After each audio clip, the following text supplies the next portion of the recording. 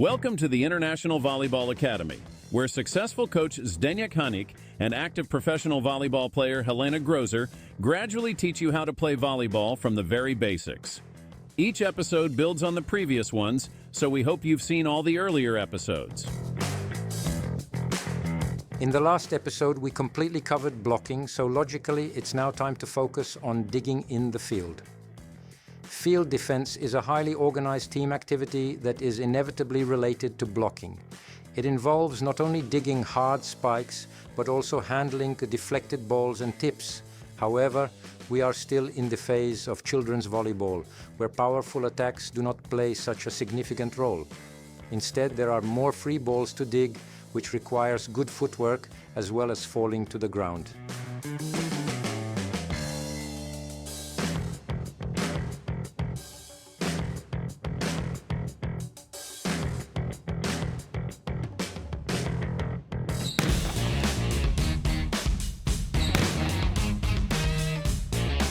Before we get to volleyball falling techniques, we must first get the children acquainted with the ground. Unfortunately, today's volleyball candidates do not have the gymnastic skills they once had, so it is up to us to at least partially compensate for this deficit.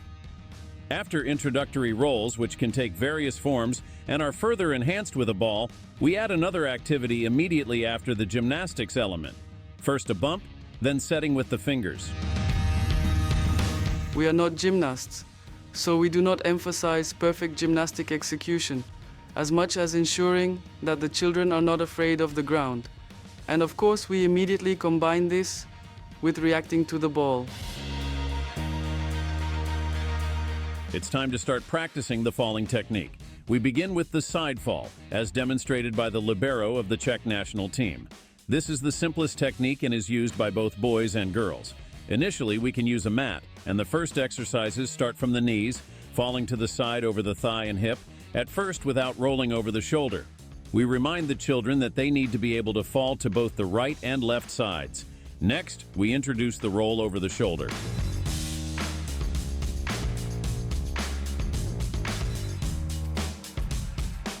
We ensure that the children end up on their feet, ready for the next action, sometimes adding an imitation of another move. Holding the ball in the player's right hand ensures that they do not use this hand to support themselves on the ground. Now it's time for exercises where we simulate contact with the ball. First, we use an overball lying on the ground. Again, we practice falling to both the right and left sides.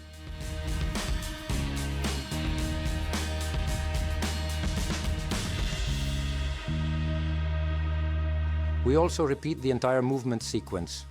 The hand reaches far to the side for the ball, the bent leg is placed on the ground over the knee, thigh and hip, the torso rolls over the shoulder into the final position on the feet. To prevent the other hand from touching the ground, we perform the exercise with the ball in the left armpit. We then easily replace the overball with the volleyball. We can alternate surfaces, sometimes working with a mat, other times directly on the floor.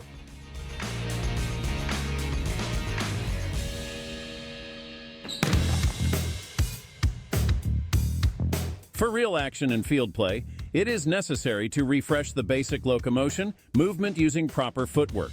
First, we let the children catch the ball without falling. Then we transfer the correct movement to the exercise with a ball or an overball lying on the ground. After that, we return to the previous exercise, where the caught ball is thrown back as part of the subsequent fall. The benefit of this exercise is that the children cannot touch the ground out of caution, as both hands are occupied with the ball. In the following exercises, we get closer to real digging. The movements are the same. The difference is that the ball is not flying through the air, but rolling on the ground and being tossed up. Of course, we practice both to the right and to the left. In the penultimate phase, we perform exercises where the ball is dug after one bounce on the ground. We use the mat one last time, and then we transition to the floor of the volleyball court.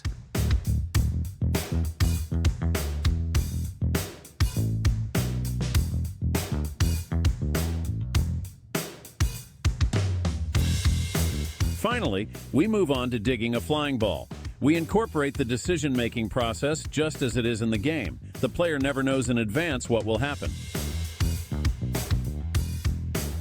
Once we have mastered digging while falling to the side, we can increase the speed of the ball. At this stage, it's not about digging tips, but hard spikes, where we apply the learned falling technique.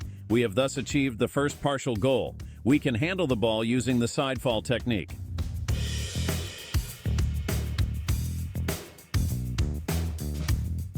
It's important to remember that practicing and repeating the falling technique must be a daily routine in volleyball training for all age groups.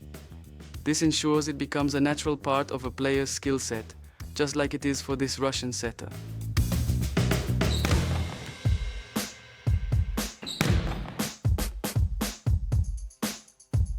Now we'll introduce a more advanced version of the falling technique, the dive save. Due to anatomical reasons, it is primarily used by men. To practice this technique, boys need to show courage from the beginning, as the chest goes to the ground first, which beginners often find challenging. It's important to avoid excessive arching of the back, as seen in this case.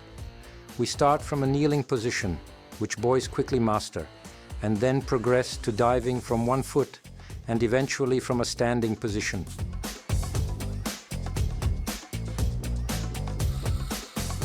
Once we have mastered the basic dive save movement, we add exercises that may look dangerous, but if approached methodically, boys will master them safely and quickly.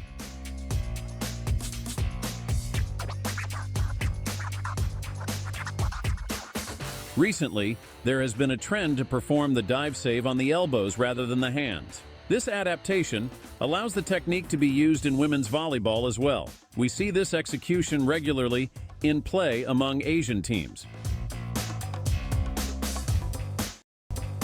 Now, just like with the side fall, we need to perform ball exercises. These exercises are similar to those from previous drills. Young boys often struggle a bit with rebounding and jumping while avoiding touching the ground with their hands before hitting the ball. The final exercises are the same as for the side fall. First, players must hit the ball after one bounce.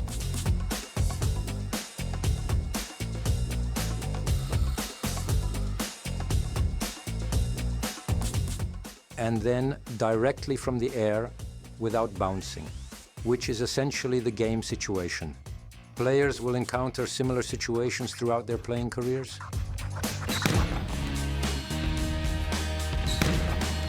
Introduce children to the ground. Start side falls on a mat. Aim for children to end the action on their feet, bump after rolling. Teach children not to fear the ground. Start on a mat, then transition to the court. Begin from the knees, rolling over the thigh and hip to the side. Initially, without rolling over the shoulder. Roll plus ball lying or bouncing. Digging a flying ball while rolling to the side. Rocking motion on a mat. Rocking from a kneeling and squatting position on the floor. From standing, using hands with assistance.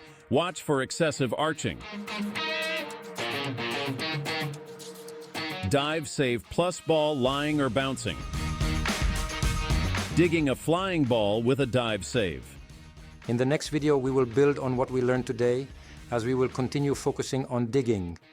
After teaching the children how to fall correctly and use proper falling techniques to avoid injuries, the next step will be helping them overcome their fear of a fast-flying ball.